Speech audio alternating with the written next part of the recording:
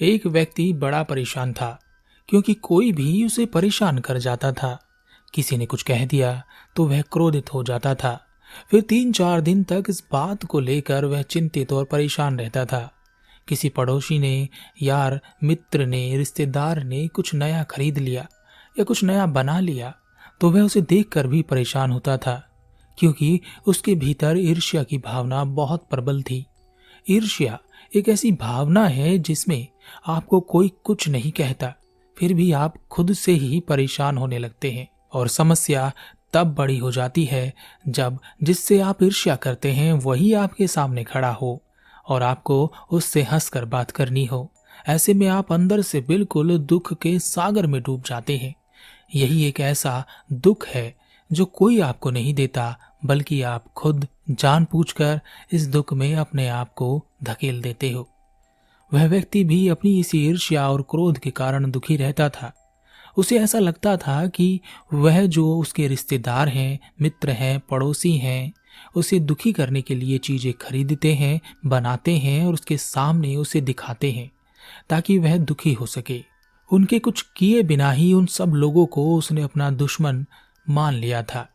आप भी तो अपनी जिंदगी में ऐसा ही करते हैं।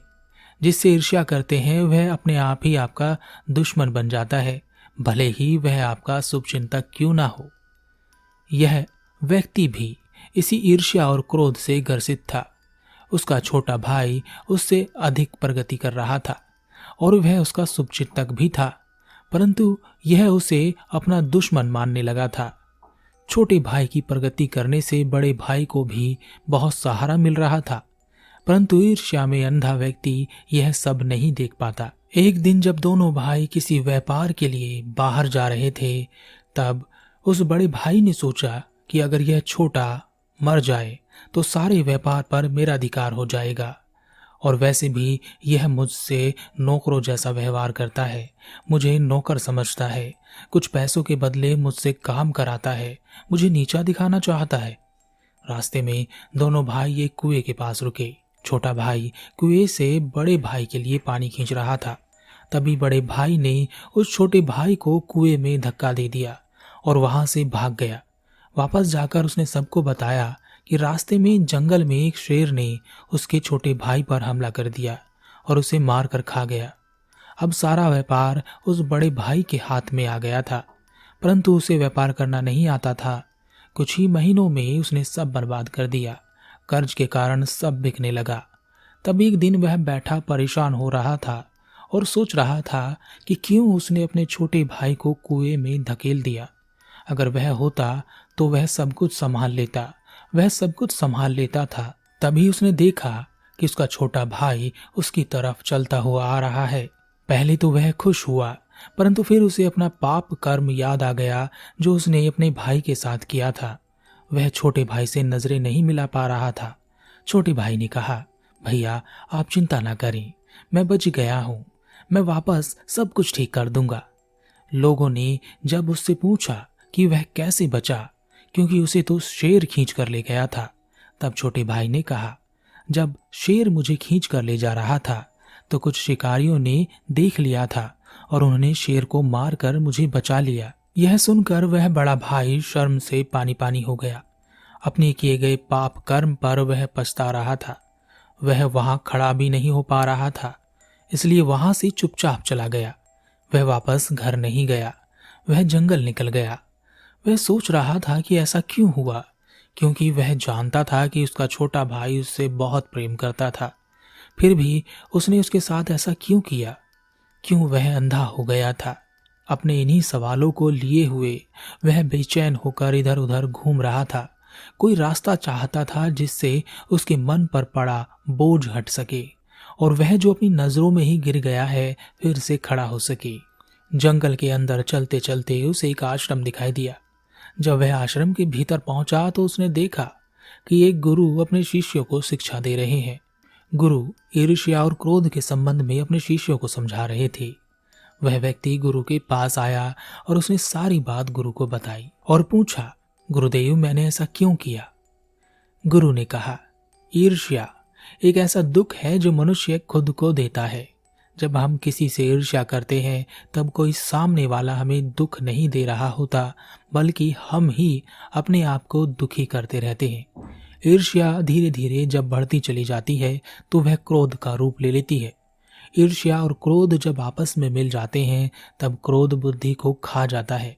उसकी सोचने और समझने की क्षमता खत्म हो जाती है और ईर्ष्या इच्छाओं को पूरा करने का प्रयास करती है। ऐसे में व्यक्ति बिना कुछ सोचे समझे बस जिससे वह ईर्ष्या करता है उसे समाप्त कर देना चाहता है।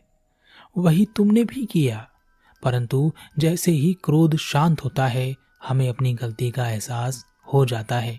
व्यक्ति ने कहा, गुरुदेव, पर यह सब ईर्ष्या, क्रोध जैसी भावनाएं, यह सब लोग ही तो मेरे भीतर पैदा करते हैं। वह मुझे दिखाते हैं कि उनके पास बहुत कुछ है और तुम्हारे पास तो कुछ भी नहीं।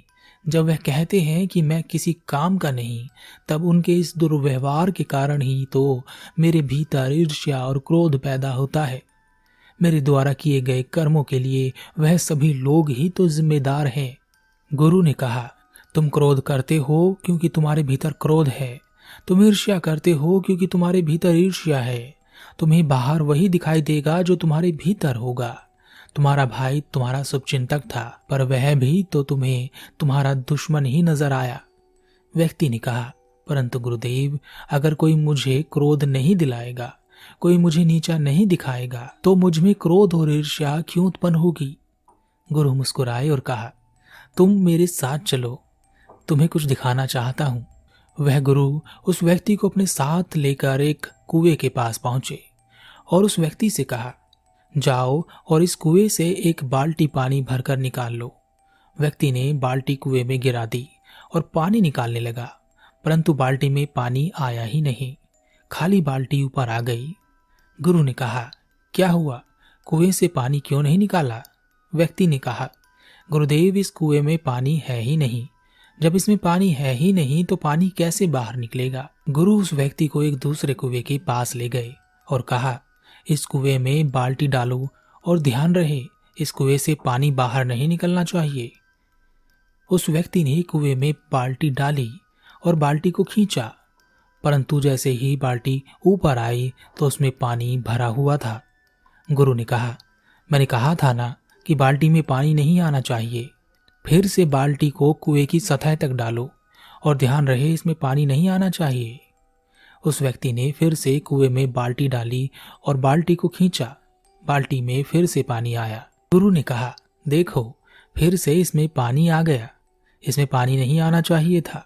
व्यक्ति ने कहा, गुरुदेव, जब इस कुएं के भीतर पानी है तो बाल्टी में पानी ही तो बाहर आएगा, इसे कैसे रोक सकते हैं? गुरु ने कहा, यही तो मैं तुम्हें समझाना चाहता हूं। बाल्टी पानी नहीं लाती, बाल्टी वही चीज बाहर ला सकती है जो कुएं में हो। कुएं में पानी होगा तो वह पानी ला सकती है, कुएं में पानी नहीं होगा तो वह पानी नहीं ला सकती। इसी प्रकार तुम्हारे मन के कुएं में अगर ईर्ष्या, क्रोध है तो तुम्हें कोई जरा सा कुछ कह दे तो वह बाहर आ जाएगा। जो तुम्हारे भीतर है वही बाहर आएगा। और अगर तुम्हारे मन के भीतर न क्रोध है न ईर्ष्या है तो चाहे कोई कितनी भी बाल्टी तुम्हारे मन में डाले, खाली बाल्टी ही बाहर आएगी। वह सामने वाला चाहे तुम्हें कितना भी और कुछ भी कहे, तुम्हारे भीतर से कुछ बाहर नहीं आएगा। तुम्हारे भीतर ईर्ष्या होगी तभी तुम ईर्ष्या कर सकोगे, तुम्हारे भीतर क्रोध होगा तभी तो तुम क्रोध कर सकोगे। इसके लिए किसी दूसरे को दोष देना कहाँ तक उचित है? बाल्टी कितना भी चाहे कि कुएं से पानी निकाल ले, पर अगर कुएं में पानी नहीं होगा तो वह नहीं निकाल सकती। और अगर कुएं में पानी है तो बाल्टी कितना भी चाहे कि पानी नहीं निकले तो भी पानी बाहर आ ही जाएगा। व्यक्ति ने कहा, गुरुदेव, मैं समझ गया हूं कि यह पाप कर्म मेरे हाथ क्यों हुआ है। इसमें मेरे भाई या किसी और की कोई गलती नहीं है। मैं ही ईर्ष्या और क्रोध से भरा बैठा था, परंतु अब मैं अपनी इस गलती को कैसे सुधार सकता हूँ? कैसे मैं अपनी नजरों में ऊपर उठ सकता हूँ? गुरु ने कहा, अपनी गलती मानकर, माफी मांगकर, क्षमा या दुत्कार जो भी मिले उसे स्वीकार करके। व्यक्ति ने कहा, परंतु गुरुदेव, अगर मैंने सबको सच बता दिया तब वह सब मुझसे नफरत करने लगेंगे। गुरु ने कहा, बड़ी बात यह नहीं है कि लोग तुमसे नफरत करेंगे, बड़ी बात यह है कि क्या तुम अपने आप को क्षमा कर सकोगे। वह व्यक्ति गुरु को धन्यवाद करके वहां से वापस चला गया। वह छोटे भाई के पास पहुंचा और सभी लोगों को इकट्ठा करके उसने अपने छोटे भाई से सबके सामने क्षमा मांगी और उसने जो किया था सब कुछ बता दिया। सभी लोग और उसके परिवार वाले और रिश्तेदार सब उसे दोषी ठहराने लगे, परंतु उसके छोटे भाई ने अपने बड़े भाई को गले से लगा लिया और कहा, आप ऐसा क्यों कह रहे हैं? आपको तैरना नहीं आता था इसलिए आप कुएं में नहीं उतरे। वहां मैं खुद ही तो गिर गया था। आपने तो लोगों को मदद के लिए बुलाया था। मैंने अपने कानों से सुना था। तब कुछ लोगों ने मुझे बचा लिया। बड़े भाई ने अपने हाथ जोड़ लिए और छोटे भाई ने भी उन हाथों को पकड़कर अपने बड़े भाई के साथ चल दिया। ईर्ष्या बहुत ही खतरनाक चीज है। यह रिश्तों में एक ऐसी आग लगा देती है जो सब कुछ बर्बाद करके ही बुझती है। इसलिए अगर आपके भीतर भी ईर्ष्या की अग्नि जल रही है तो आप उसे अभी नियंत्रित कर लीजिए, नहीं तो यह सबसे पहले आपको जलाएगी और बाद में सब कुछ जलाकर राख कर देगी।